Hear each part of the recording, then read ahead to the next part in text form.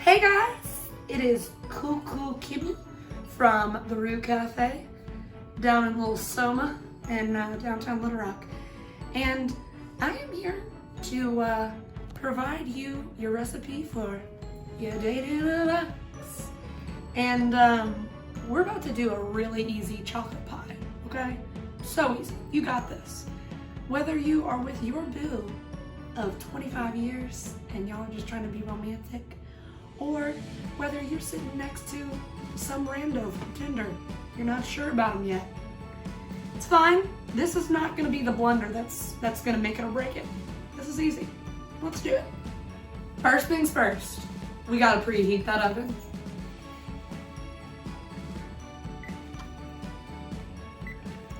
It's time for your day in a box recipe. We're gonna first start with dry ingredients, and just so you know, you don't need to have a KitchenAid. We just happen to have this, but you can totally use a bowl and a whisk. I'm just lazy. So we're going to start with our dry ingredients, and it's gonna be 3.5 tablespoons of cocoa powder, and you're gonna add that to your bowl or mixer, and then a 1.25 cups of granulated sugar.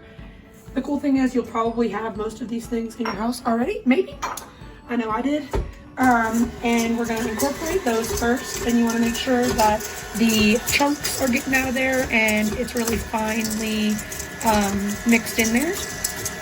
And it's important to fully incorporate those before you get your wet ingredients on. Then go. All right, so now we're gonna start with our eggs. And common misconception is that your eggs are fully incorporated when they're not. So let's not rush the process, all right? This is totes romantic, and we're enjoying the ride. And if you're like me, you do this differently every time. Not smoothly at all. So we are gonna mix these babies in here, and we're gonna let them take their time, because they wanna get all up in that cocoa and sugars. So we're gonna get that looking like a little brownie batter, and we're gonna add in our evaporated milk only after we vigorously whisk those eggs. So whichever the 2 of you or 3 of you, whoever's there, whoever feels most confident about the whisk, this is your time to shine. I'm gonna add in this evaporated milk. Make sure to turn down your mixer if you are using a stand mixer, because it'll get all over you, and that'd be actually kind of cute, because you know, maybe someone wants to lick it off. You never know. And look at how cute this bowl is. Are you kidding me? There's a smaller one too. And then you're gonna add your melted butter.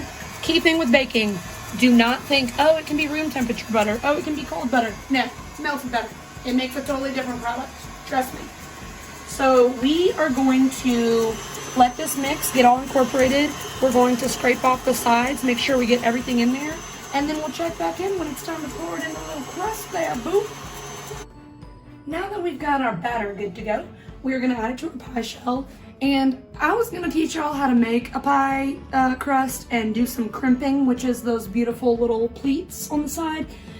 But it's 2021, and you know what? We're just trying to do something and do it well. We don't gotta go big, we don't gotta do that. So we are gonna add our batter to the pie shell now. And a key thing to know is, even if you're not a baker, you know how much filling is enough filling, okay? You don't want this to overflow. When I made this in the past, I put a little bit too much, and what happens is it overflows, and then the top gets burnt quicker and the middle doesn't cook. So you want to make sure that you're leaving a little bit of room for it to rise and then fall, and you really want to make sure that the middle is going to cook all the way through. So don't worry about scraping this all out. The first pie I made with the same recipe made a lot more batter than that, and I ended up putting it all in there. Just use your best judgment. Trust yourself, you know, like you got this. So we are going to pop this in the oven, and then we're good to go for a sec. We're gonna teach you how to make a little fancy whipped cream, and I'll check back with you in a little bit. If you're like me and you are filming and baking this at your ex-girlfriend's house.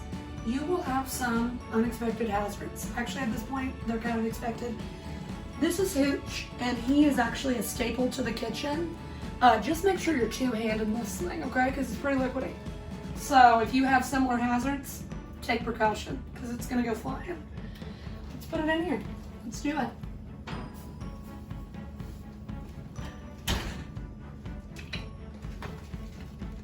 Okay, so now that we are waiting our 50 to 55 minutes for this baby to bake all perfectly and get all scrumptious, I suggest that you check out the rest of your date in a box. Like I said, I'm from the Rue Cafe, and we have a little honey ginger lemonade mix in there. It's one of our favorite drinks, and we juice the ginger ourselves, we juice the lemons ourselves, and then we also get our honey from a local apiary called Gunther Apiary in Roland, Arkansas. So we wanted to give you a little bit of the root and a little thing that makes us really happy in the summer and winter. You can use it in hot drinks, you can use it in cold drinks, but tonight I would suggest that you put it over ice, add a little whiskey to it, and it'll warm your insides and outsides while you're waiting for your pie. Hi guys, welcome back. So we just put our pie from the oven to the fridge. Not all pies require this, but this one is gonna need a little bit of time to set and make sure that those ingredients are congealing inside. So while we did that, we are making our whipped cream. And if you haven't made whipped cream just yourself before, you totally should consider it, because you just take heavy whipping cream and you whisk it really hard. You can do it by hand. It is much easier in a stand mixer. This, come look. This is after just like 3 or 4 minutes, I would say, on high in a stand mixer, and you'll know the consistency you want. Now, something we're gonna add, it seems a little crazy, but it's a wild card, all right? You're ready for this, it's Valentine's Day. We are gonna add sherry vinegar. It makes it a little savory, and it just cuts that like richness and that sweetness really well. I've done it before when we made chocolate fried pies at the Root, and this was the garnish, and it just was a way to make your own twist, and it was really cool. So we are going to add a little bit of sherry vinegar. Basically, this is just like try as you go, and if you want it to be more sherry vinegary, then add more. If you want it to be less, add less, you know, on the front end. So we are going to do that right now, and that baby is going to be ready for us to garnish in just a little bit. So as with any vinegar, you want to be careful, because you know you can always add more, you can't take away. So I just added my first teaspoon just to ease it in there. Didn't do much for me, so I'm adding a second teaspoon here. And as I said before, this is really a try as you go, and this can be really fun because you can put a little dollop on your little date's nose, lick it off, whatever you're comfortable, okay? You wanna be sexy? Do it. I'll show you. That's pretty good. But I'm a little weird. I want a little bit more. So I'm doing like 3 teaspoons here. And again, totally based on preference. Okay, so as I said, I like to add as I go. And I got to about 4 teaspoons, and that's the amount that I like of cherry vinegar. But I just want you to be super aware of the fact that it's not supposed to be sweet, and it's really gonna be a pretty simple flavor. So you just get to your liking. Don't worry about how it compares to the pie. So we are going to put this in the fridge as well, just so it stays with this nice consistency. It's nice and whipped. As you can see, it looks like it would come out of a can. It looks like it would come out of a can, and we are just going to wait on our pie to set, and then this is going to be our garnish. And there you go. This is your easy peasy chocolate pie with sherry vinegar whipped cream topping.